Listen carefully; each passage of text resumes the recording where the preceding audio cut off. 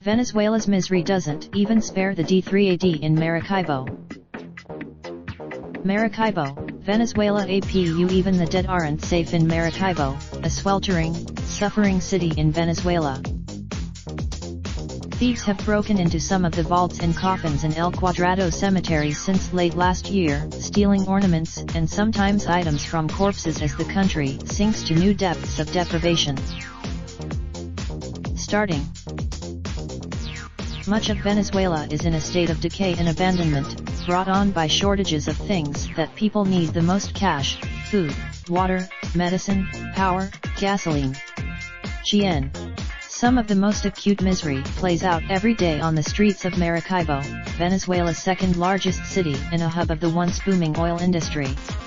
It was here in March, the destruction in Maracaibo, where blackouts were the norm long before March, defied easy understanding. The fittings of a hotel. Maracaibo's mood today is less furious, more exhausted. Many who have the opposition blames Venezuela's misery on misguided economic policies, mismanagement, and corruption by the socialist administration installed by the late Hugo Chavez.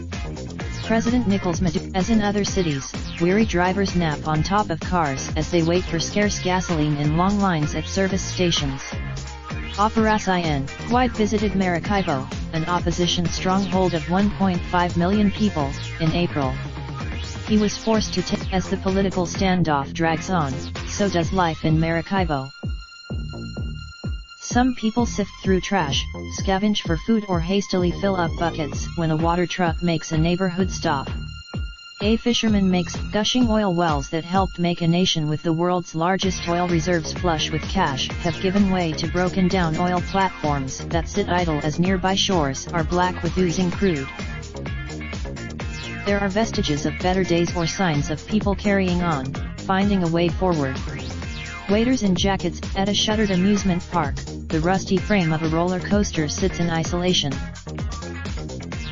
Ferrer, the man in charge of El Cuadrado cemetery, took over the job from his father after he died. His father, in turn, had inherited the post from his father. The cemetery was daily burials used to happen until late afternoon, Ferrer said. But the cemetery, Associated Press journalist Shayla Adnetta contributed to this report. Raindrop, drop top smoking, no cooking the hot pot. Fucking on your bitch, yeah, that. Looking up, open the park pot.